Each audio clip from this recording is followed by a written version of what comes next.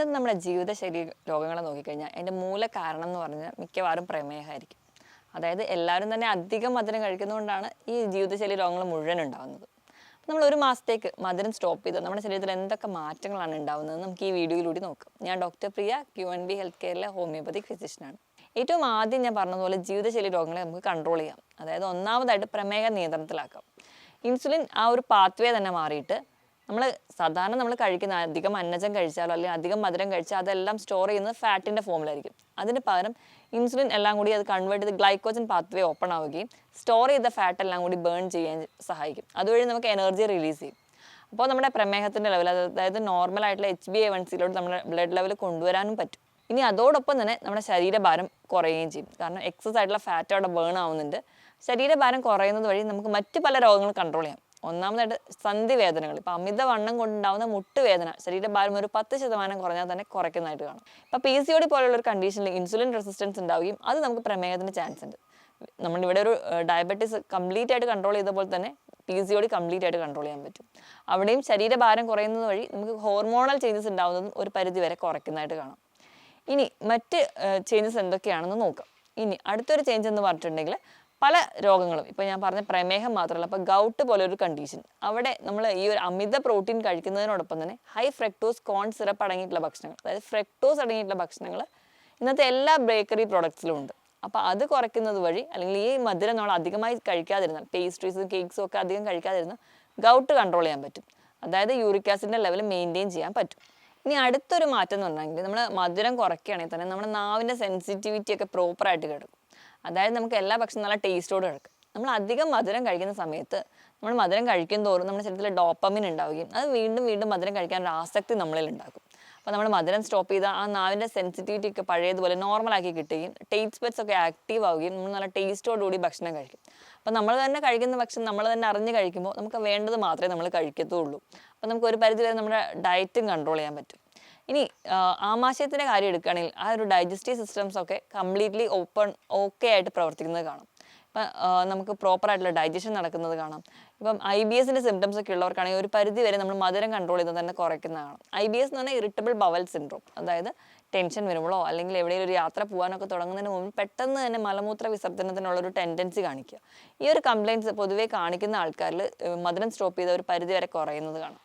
ഇനി പ്രമേഹം നിയന്ത്രിക്കുന്നത് വഴി നമുക്ക് കൊളസ്ട്രോളിൻ്റെ ലെവൽ, BPയുടെ ലെവലൊക്കെ കൺട്രോൾ ചെയ്യാൻ പറ്റും. അതുകൊണ്ട് തന്നെ ഹൃദ്രോഗ സാധ്യത വളരെയധികം കുറയുന്നുണ്ട്. നമ്മുടെ കൊളസ്ട്രോൾ ലെവൽ മെയിൻറ്റെയിൻ ചെയ്യാൻ പറ്റും. അതുവഴി നമുക്ക് നമ്മുടെ HDL level, LDL level, VLDL ലെവലൊക്കെ മെയിൻറ്റെയിൻ ചെയ്യുന്നത് വഴി ഹാർട്ട് പമ്പിങ് പ്രോപ്പറാക്കാൻ പറ്റും.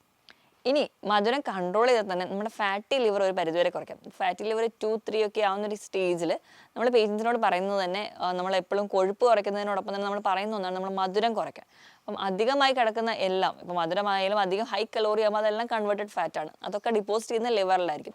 അപ്പം അത് കുറയ്ക്കാൻ വേണ്ടിയിട്ട് മധുരം കുറയ്ക്കുക. അപ്പം ഫാറ്റി ലിവർ ഉള്ളവർക്ക് അത് ഒരു പരിധി വരെ നമുക്ക് മെഡിസിനോടൊപ്പം തന്നെ ഇത് കൺട്രോൾ ചെയ്യാവുന്നതാണ്. ഇനി ഒരു ഉറക്കത്തിൻ്റെ കേസ്, ഒരു മധ്യവയസ്കരിലൊക്കെ ഉറക്കമില്ല അല്ലെങ്കിൽ ഉറക്കമില്ലായ്മയുടെ കേസ് പറയുമ്പോൾ ചിലപ്പോൾ അവർക്ക് ആ ഒരു മധുരം കൂടുതൽ കഴിക്കുന്ന ആൾക്കാരായിരിക്കും. അധികം മധുരം കഴിച്ചാൽ നമുക്കൊരു മയക്കം മാത്രമേ കിട്ടുള്ളൂ. കംപ്ലീറ്റ് ആയിട്ട് ഒരു ഡീപ്പ് സ്ലീപ്പിലോട്ട് പോവില്ല. അപ്പോൾ മധുരം സ്റ്റോപ്പ് ചെയ്താൽ നിങ്ങളുടെ ഉറക്കം കംപ്ലീറ്റ്ലി കറക്റ്റായിട്ട് വരുന്നത് കാണാൻ പറ്റും. ഇനി അധികം മധുരം കഴിക്കുമ്പോൾ നമുക്ക് വേണ്ട പല പ്രോട്ടീൻസും ന്യൂട്രിയൻസും ഒക്കെ നമ്മുടെ ശരീരത്തിൽ എത്താതെ വരും. ഇപ്പം കുഞ്ഞു കുട്ടികളുടെ കേസാണെങ്കിൽ അവർ ആ ഒരു കേക്ക് അല്ലെങ്കിൽ കുക്കീസ്, ബിസ്ക്കറ്റ്സ് ഒക്കെ കഴിക്കുന്നത് വഴി അവർക്ക് അനീമിയ അല്ലെങ്കിൽ അയൺ ഡെഫിഷ്യൻസി അനീമിയയിലോട്ടൊക്കെ പോകുന്നുണ്ട്. അപ്പം നിങ്ങൾ കഴിക്കുന്ന ഭക്ഷണത്തിൽ അയൺ ഉണ്ടെങ്കിൽ കൂടി ഇവ കഴിക്കുന്നത് വഴി നമുക്ക് അതൊക്കെ തടയുന്നതായിട്ട് കാണാം. അപ്പം മാക്സിമം ഈ വക ഭക്ഷണങ്ങൾ കുറയ്ക്കുകയാണെങ്കിൽ നിങ്ങൾക്ക് പോഷകക്കുറവ് കുറയുന്നത് കാണാം.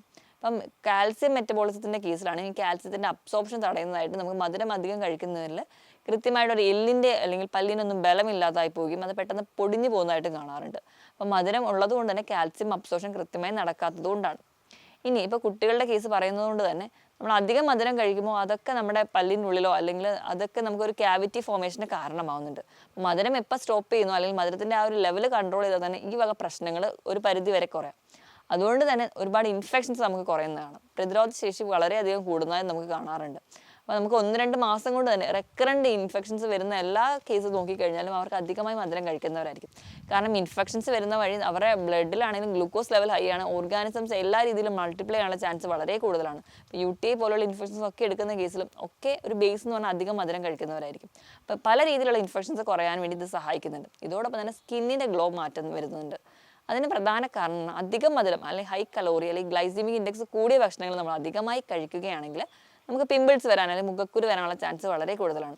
അതോടൊപ്പം തന്നെ അവർക്ക് കുറച്ചുകൂടെ ഓയിൽ സെക്രീഷൻ കൂടി ഉണ്ടെങ്കിൽ ആ ഇൻഫെക്ഷൻസ് വളരെയധികം പെട്ടെന്ന് വരുന്നുണ്ട്. അപ്പോൾ മുഖക്കുരു ആണെങ്കിലും അതിൽ സെക്കൻഡറി ഇൻഫെക്ഷൻസ് വരികയും അതിൽ പെട്ടെന്ന് മൈക്രോ ഓർഗാനിസംസ് മൾട്ടിപ്ലൈ ചെയ്യും, അത് വീണ്ടും ബുദ്ധിമുട്ടുണ്ടാകുന്നത്. അപ്പോൾ നമ്മൾ എന്ന് ആ ഒരു ഹൈ ഗ്ലൈസിമിക് ഇൻഡെക്സ് ആയിട്ടുള്ള ഭക്ഷണങ്ങൾ അല്ലെങ്കിൽ ഷുഗർ സ്റ്റോപ്പ് ചെയ്യുകയാണെങ്കിൽ ഒരു പരിധി വരെ നമുക്ക് മുഖക്കുരു അല്ലെങ്കിൽ ആ സ്കിന്നിൻ്റെ ഗ്ലോയിൽ തന്നെ മാറ്റം വരുന്നതായിട്ട് കാണാൻ പറ്റും. ഈ പറഞ്ഞ ഒരു ഹെൽത്ത് ബെനിഫിറ്റിനപ്പുറം നമുക്ക് മെൻ്റലി ഭയങ്കര ഹാപ്പി ആയിട്ടിരിക്കാൻ പറ്റും. നമ്മൾ മധുരം കഴിക്കുമ്പോൾ വീണ്ടും വീണ്ടും അത് കഴിക്കണം എന്നുള്ളൊരു ടെൻഡൻസി തോന്നിയിട്ട് നമുക്ക് ആ ഒരു മെൻ്റൽ ഡിപ്രഷനിലോട്ട് അല്ലെങ്കിൽ ആ ഒരു മെൻ്റൽ സാറ്റിസ്ഫാക്ഷനിലോട്ട് കംപ്ലീറ്റ്ലി കിട്ടില്ല. എപ്പോഴും റിലാക്സ് ആയിട്ടിരിക്കാനും ഹാപ്പി ആയിട്ടിരിക്കാനും ഈ മധുരം കംപ്ലീറ്റ് ആയിട്ട് നിർത്തുന്നത് വളരെ നല്ലതാണ്. ആ ഒരു അഡിക്ഷനാണ്, എപ്പോഴും മധുരം കഴിക്കുക എന്നുള്ളത് ഒരു അഡിക്ഷനായിട്ട് നമുക്ക് തന്നെ തോന്നാറുണ്ട്. അപ്പോൾ അത് നിങ്ങൾ കുറയ്ക്കുകയാണെങ്കിൽ ഒരു പരിധി വരെ നമ്മൾ കുറച്ചുകൂടെ ഹെൽത്തി ആയിട്ടിരിക്കുകയും മെൻ്റലി ഹാപ്പി ആയിട്ടിരിക്കാനും പറ്റും. അപ്പോൾ ഈ പറഞ്ഞ മാറ്റങ്ങളൊക്കെ നിങ്ങൾക്ക് 1-2 മാസം നിങ്ങൾക്ക് മധുരം നിർത്തുമ്പോൾ കംപ്ലീറ്റ് ആയിട്ട് കിട്ടുന്നതാണ്. ഇപ്പോൾ നമ്മൾ 1-2 മാസം മധുരം കംപ്ലീറ്റ് ആയിട്ട് നിർത്തുമ്പോൾ ആദ്യത്തെ ഒരു 5-10 ദിവസം കഴിയുമ്പോൾ തന്നെ നമുക്ക് ആ മധുരത്തിനോടുണ്ടാകുന്ന ആ ഒരു ഹൈ ഗ്ലൈസിമിക് ഇൻഡെക്സ് ആയിട്ടുള്ള ഭക്ഷണങ്ങളോട് തന്നെ ഒരു വീണ്ടും വീണ്ടും ഒരു താല്പര്യം തോന്നും. അപ്പം നമ്മളൊരു 10 ദിവസം കംപ്ലീറ്റ്ലി മധുരം സ്റ്റോപ്പ് ചെയ്ത് കഴിഞ്ഞാൽ നമുക്കതൊരു 1 to 2 months എങ്കിലും കണ്ടിന്യൂസ്ലി അത് സ്റ്റോപ്പ് ചെയ്യാൻ പറ്റും.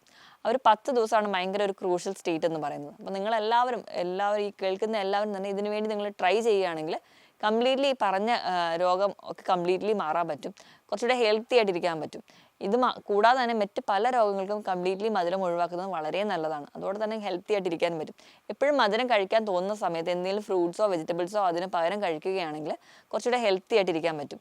ഈ പറഞ്ഞ ഒരു ബെനിഫിറ്റ്സ് കൂടാതെ തന്നെ അമിതവണ്ണത്തോടൊപ്പം തന്നെ കുടവയർ പലരെയും അലട്ടുന്നൊരു പ്രശ്നമാണ്. അപ്പം നമുക്ക് കുടവയർ കുറയ്ക്കാൻ വേണ്ടി പല വ്യായാമം ചെയ്യുന്നവരും പല ഡയറ്റ് ചെയ്യുന്നവരും ഒക്കെ നമ്മൾ ഷുഗർ കട്ട് ചെയ്യാനാണ് ബേസിക്കലി പറയുക. അപ്പോൾ അതിൽ നിന്ന് മാത്രമേ കംപ്ലീറ്റ് റിസൾട്ട് കിട്ടൂ. അപ്പോൾ ഷുഗർ എന്ന് പറയുമ്പോൾ നമ്മൾ പഞ്ചസാര മാത്രം പോരാ, തേൻ, ശർക്കര, കരിപ്പെട്ടി ഇവയെല്ലാം ഷുഗറിൻ്റെ തന്നെ വരുന്നതാണ്. അപ്പോൾ ഇത് കംപ്ലീറ്റ്ലി എല്ലാവരും ഒഴിവാക്കുക. അപ്പം ഫ്രൂട്ടൊക്കെ ആണെങ്കിൽ അല്ലെങ്കിൽ പഴവർഗ്ഗങ്ങൾ എല്ലാവരും കട്ട് ചെയ്തിട്ട് തേൻ ഒഴിച്ച് ജ്യൂസ് അടിച്ച് കഴിക്കുക എന്നുള്ളൊരു ശീലമുണ്ട്. അപ്പോൾ അത് മാറ്റിയിട്ട് കംപ്ലീറ്റ്ലി എല്ലാ തരത്തിലുള്ള ഷുഗർ ഐറ്റംസും കംപ്ലീറ്റ്ലി നിർത്തണം. അപ്പോൾ ഫ്രൂട്ട്സൊക്കെ നിങ്ങൾ ജ്യൂസ് അടിച്ച് കഴിക്കുന്നതിലും ഏറ്റവും നല്ലത് എന്ന് പറയുന്നത് അവർ ഹോളായിട്ട് കട്ട് ചെയ്ത് കഴിക്കുന്നത് തന്നെയാണ്.